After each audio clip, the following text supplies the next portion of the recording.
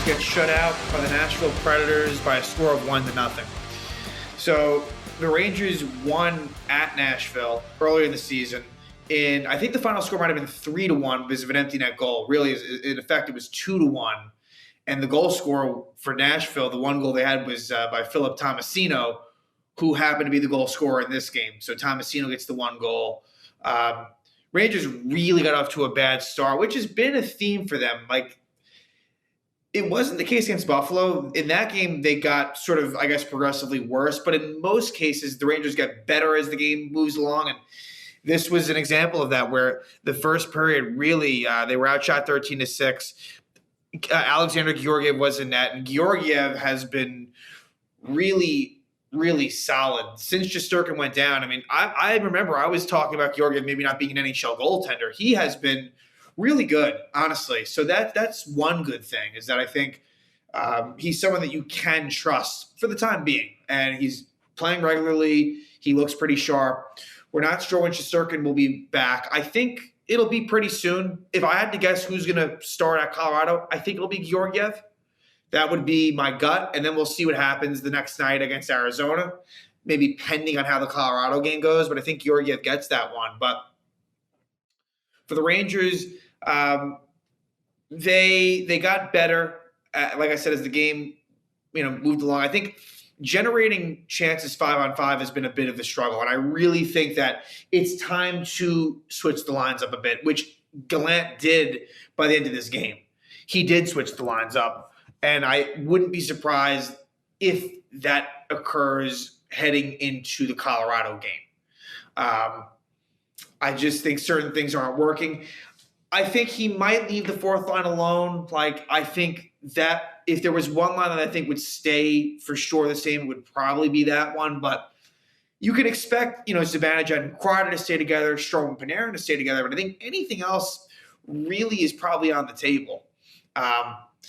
And I just think that the power play, even though it didn't score tonight, like, that's been really dangerous. The power play did go over 2 tonight. Really, in particular, that second power play, the one in the third period was really strong. It wasn't able to score. Ryan Strome had a lot of chances. Also, Libor Hajek made his season debut. Nils Lundqvist was out with a non-COVID illness, and Jared Tenorti had actually been sent down on a conditioning stint a couple of days ago, so he wasn't available, which is a good thing. Not that Libor Hajek is much better or worse than Tenorti. Hajek did what he could. I wasn't overly impressed with his play. I know the broadcast was talking him up. And look, that has to be tough. Like, he's been on the roster the entire season.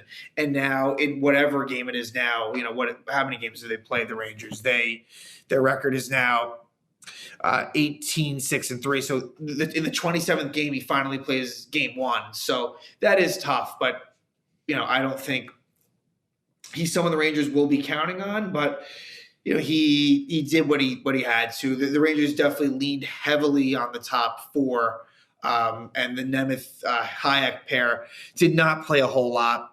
Speaking of players that didn't play a whole lot, Alexis Lafreniere in this game, he was benched among others, but Lafreniere, it was noticeable as Lafreniere played a total of 9 minutes and 18 seconds.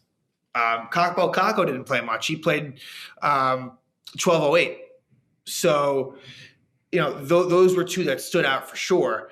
And it was interesting. Julien Gauthier, by the end of the game, he was up playing with Zibanejad and Kreider. But, just in terms of how this game went along, Philip Hedl took the one penalty for the Rangers midway through the first. And it was a really bad first period. Like, he needed to take that penalty because, the Predators almost scored. And the Predators were without Ryan Johansson and Matthew Shane. So you don't love – but it's not as if the Predators, they only scored one goal. But it's a game that you knew was going to be a grind. And I think it was going to be important for whoever took the lead. I think if the Rangers took the lead, I think that they would have won this game. And with Nashville, Saros is a pretty good goaltender. I mean, certainly at this stage in his career, having taken over for Pekka Rinne, And they play a very good, under John Hines, it's a good defensive system they have, and they're 12-0 when leading going into the third. I mean, that's pretty good. Obviously, it's perfect. So they locked it down. Like I said, Hedl took that penalty, and that's a player where it's tough. It's tough. We really have not seen enough from Filip Hedl. The skill set is there, the potential is there, but it's just the production isn't there. That's it. I mean, he had a lot of scoring chances, but he shot a lot wide. He's just simply not getting it done. And unfortunately, I wanted him to take that leap where you felt like you could trust him as a second-line center. You can't. And it sucks because, for better or worse, Ryan Strome, it increases his value to the team because our center situation just is not a good one. I think if I look at this team, NHL roster-wise, organization-wise, the center spot is a weak one. And that's an important one, too. Rangers kill that off, and then Kevin Rooney draws a penalty, and the Rangers don't score. Like I said, really weak first period.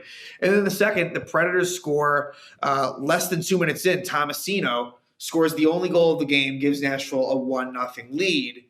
And later in the period, what really got them going, the Rangers, was a big Jacob Trouba hit.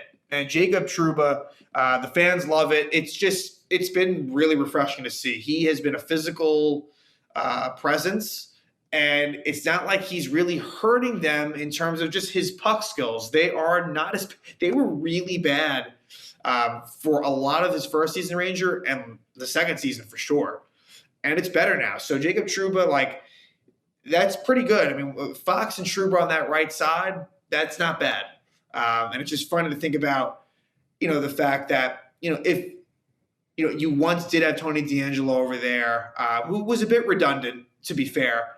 But, I definitely think that right side has been, a strong one for the Rangers in recent years and should be for a while. So that hit got them going. The second period was better, but, going to the third, it just had the feeling of a game where, you knew it's going to be tough for the Rangers to score. And Adam Fox, he would draw a penalty as well. He was tripped. And Ryan Strome had a ton of chances, and Saros was up for the task. He stopped every Rangers shot he saw, 32 saves for Saros. He was the star of the game, and I think credit goes to him. But I think also, the Nashville overall defense just really smothered the Rangers. They were unsuccessful at the end in tying the game. They pulled the goalie, and the Rangers had some zone time, but they really weren't able to get any great chances. And Nashville wins 1-0. So now the Rangers head to Colorado and to Arizona. And Colorado's on a 4-game winning streak. They just beat the Rangers recently. Gabe Landeskog has since been injured. But Colorado's coming on strong. This is a really tough test. To me, if I had to compare it, this is kind of on the level of when the Rangers had those games at Toronto. And Shesterkin was the reason they won the first game. In the second game, they lost 2-1. And that was a pretty, they played pretty well in that one. It was a very good third period the Rangers played. So they just got to keep it close with Colorado. I'm personally not expecting them to win at Colorado. I'd be very impressed if they did. If they win this game, just from a result standpoint, I think that'd be the most impressive win of the season. Even more so than the win at home against the Panthers. I know the Panthers, their record speaks for itself, but they're not a great road team. And to be fair, that was a game in which the Rangers were simply outplayed. But if the Rangers find a way to win at Colorado, that would be really something. And then you play the Coyotes right after that, which should be a winnable game, but keep in mind that will be the second game of back-to-back. So like I said, expect Georgiev against Colorado. And then it really depends on how he does. Will they be comfortable going with Kincaid? Is there a chance that Shesterkin returns? We'll find this out. So Rangers lose after a 7-game winning streak. They've now lost 2 of the last 3. Hopefully this doesn't turn into, a situation where they're losing more than they're winning. Hopefully they can bounce back. So Rangers now head out to Colorado for a rematch with the Avalanche.